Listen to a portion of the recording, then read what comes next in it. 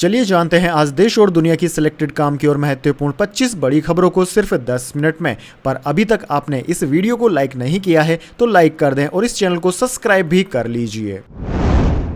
शिमला में कोर्ट ने दिया संजौली मस्जिद के 3 फ्लोर हटाने का आदेश। अवैध निर्माण पर था विवाद।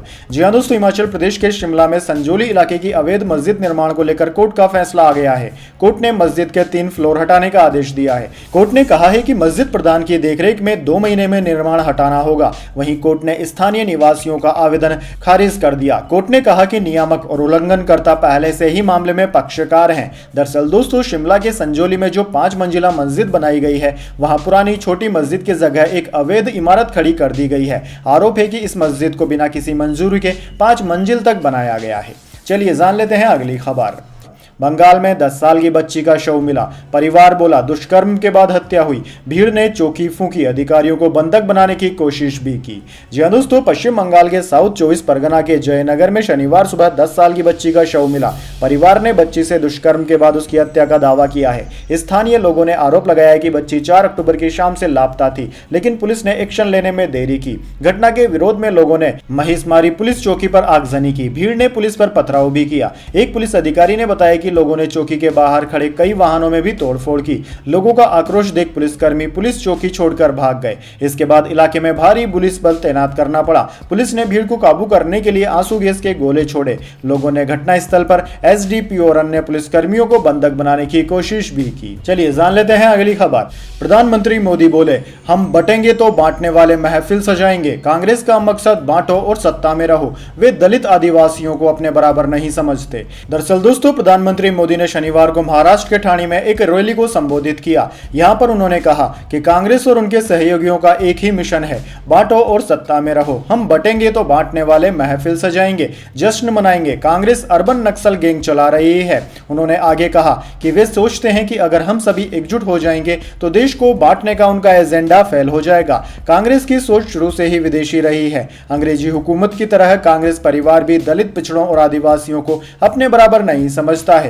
इससे पहले उन्होंने वाशिम में कई परियोजनाओं के उद्घाटन के बाद एक कार्यक्रम में कहा कि हाल ही में दिल्ली में हजारों करोड़ रुपए की ड्रग्स जब्त की गई है। चलिए जान लेते हैं इसके बाद अगली खबर।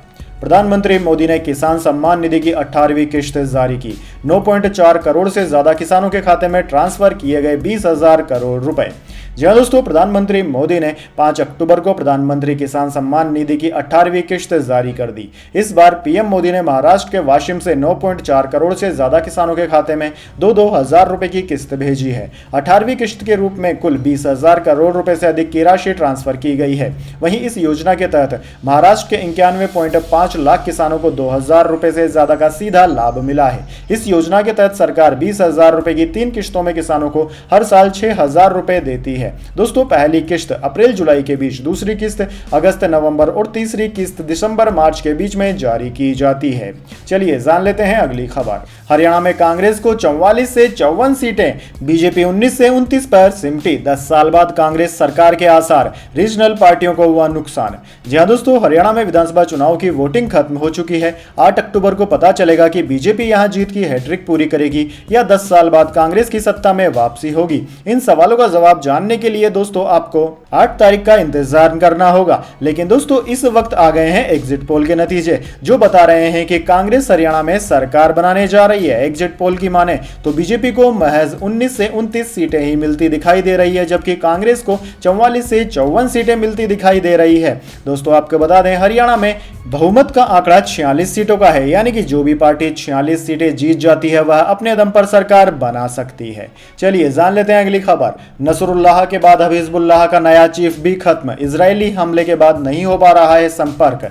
जी हां दोस्तों, लेबनान के आतंकवादी संगठन हिजबुल्लाह के चीफ हसन नसरुल्लाह की मौत के बाद उसके संभावित उत्तराधिकारी से भी शुक्रवार से संपर्क नहीं हो पा रहा है। कथित तौर पर एक इजरायली हवाई हमले में उसे निशाना बनाया गया था। लेबनान के एक सुरक्षा सूत्र ने शनिवार को इसकी जानकारी दी। ईरान समर्थित लेबनानी संगठन के खिलाफ अपने अभियान में इजरायल ने गुरुवार देर रात बेरूत के दक्षिणी उपनगरों पर एक बड़ा हमला भी किया। 3 इजरायली अधिकारियों के हवाले से दावा किया जा रहा है कि एक अंडरग्राउंड बंकर में हाशिम शफीउद्दीन को निशाना बनाया गया था और वह मारा गया है। चलिए दोस्तों, जान लेते हैं अगली खबर। भारत की मदद से मॉरिशस को मिले अपने आइलैंड, प्रधानमंत्री जुगनाथ ने मोदी को धन्यवाद दिया। चांगोस पर 50 साल से था ब्रिटेन का कब्जा।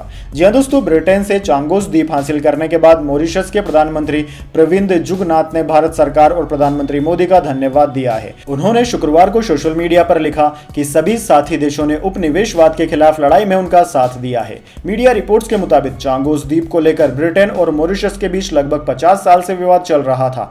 भारत दोनों के बीच लंबे समय से इस समझौते की कोशिश कर रहा था। समझौते के बाद भारत ने दोनों पक्षों का स्वागत किया है। चलिए दोस्तों, जान लेते हैं इसके बाद अगली खबर। राहुल गांधी ने कोल्हापुर में शिवाजी की प्रतिमा का अनावरण किया। बोले, सिंधुदुर्ग में मूर्ति टूटी क्योंकि नीयत साफ नहीं थी, हम उसी विचारधारा के खिलाफ हैं। जी हां दोस्तों, कांग्रेस नेता राहुल गांधी ने शनिवार को भाजपा सरकार पर हमला करते हुए कहा कि लोगों को डराने और देश में संविधान को नष्ट करने के बाद शिवाजी महाराज के सामने झुकने का कोई फायदा नहीं है। वे कोल्हापुर में शिवाजी महाराज की मूर्ति का अनावरण करने पहुंचे थे। राहुल गांधी ने कहा कि नीयत दिख जाती है, उसे छिपा नहीं सकते। उन्होंने मूर्ति बनाई जो कुछ दिन बाद टूट गई। उनकी नीयत गलत थी। महाराज शिवाजी महाराज की मूर्ति ने मैसेज दिया कि आप मूर्ति बनाओगे तो शिवाजी विचारधारा की रक्षा भी करनी पड़ेगी। इसके बाद दोस्तों वे संविधान सम्मेलन में शामिल हुए, जहां उन्होंने कहा कि आरक्षण से 50% की सीमा को हटाने के लिए कांग्रेस और इंडिया ब्लॉक कानून लेकर आएगी। चलिए दोस्तों, जान लेते हैं अगली खबर। कांग्रेस के मंच पर महिला नेता से छेड़छाड़ का मामला, दूसरे नेता ने रोका, नाराज नजर आई महिला, शैलजा बोली सख्त कार्रवाई होगी।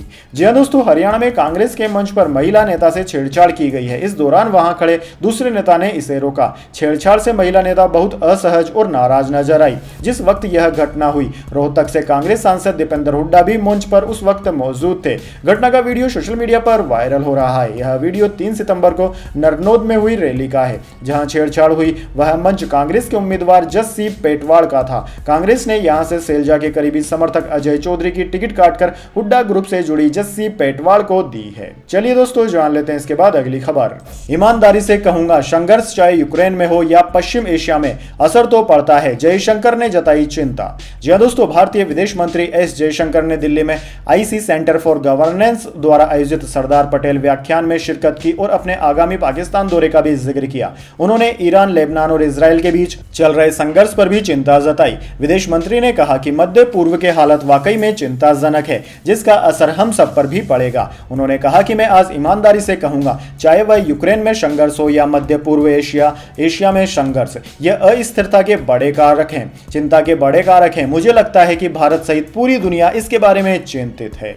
चलिए जान लेते हैं अगली खबर। सौरभ भारद्वाज ने पकड़े भाजपा एमएलए के पैर, विजेंद्र गुप्ता की कार में बैठी सीएम आतिशी, मार्शल बहाली पर हाई वोल्टेज ड्रामा। जी हां दोस्तों, दिल्ली में बस मार्शलों की बहाली के मुद्दे पर शनिवार को हाई वोल्टेज ड्रामा हुआ। दरअसल दिल्ली की मुख्यमंत्री आतिशी आम आदमी पार्टी और बीजेपी विधायकों के साथ बस मार्शलों की बहाली को लेकर कैबिनेट नोट सौंपने और उस पर मंजूरी के लिए उपराज्यपाल वीके सक्सेना के कार्यालय पहुंची थी। आम आदमी पार्टी का कहना है कि बीजेपी विधायक सचिवालय से भागने लगे, लेकिन मंत्री सौरभ भारद्वाज ने उनके पैर पकड़कर रोका। आम आदमी पार्टी ने कहा कि बस मार्शलों की बहाली के लिए बीजेपी विधायकों के सामने कैबिनेट नोट पास करने के बाद उस नोट को लेकर एलजी के पास सीएम आतिशी और आम आदमी पार्टी के मंत्री और विधायक गए। इस दौरान बीजेपी विधायकों ने भागने का पूरा प्रयास किया, लेकिन मंत्री सौरभ भारद्वाज और आम आदमी पार्टी नेताओं ने उन्हें भागने नहीं दिया। चलिए दोस्तों, जान लेते हैं अगली खबर। इमरान खान की पार्टी बोली, जयशंकर को अपने प्रदर्शनों में बुलाएंगे, उन्हें पाकिस्तान का लोकतंत्र दिखाना है। 9 साल बाद पाकिस्तान यात्रा पर जा रहे हैं भारतीय विदेश मंत्री। जी हां दोस्तों, पाकिस्तान के पूर्व प्रधानमंत्री इमरान खान की पार्टी पाकिस्तान तहरीक इंसाफ यानी कि पीटीआई ने कहा है कि वे अपने प्रदर्शनों में भारत के विदेश मंत्री एस जयशंकर को आने का न्योता देंगे। पाकिस्तानी मीडिया द न्यूज इंटरनेशनल के मुताबिक पीटीआई के information adviser barrister Ali Saif ने इसकी जानकारी दी। जियो न्यूज चैनल के शो में सैफ ने कहा कि भारत दुनिया का सबसे बड़ा लोकतंत्र होने का दावा करता है। पाकिस्तान की सरकार उन्हें यह दिखा रही है कि यहां प्रदर्शनों की कोई जगह नहीं है। उन्होंने इस्लामाबाद के बाहर 10,000 कंटेनर खड़े कर दिए हैं। पीटीआई नेता ने कहा कि हम चाहते हैं कि जयशंकर हमारी रैली को संबोधित करे।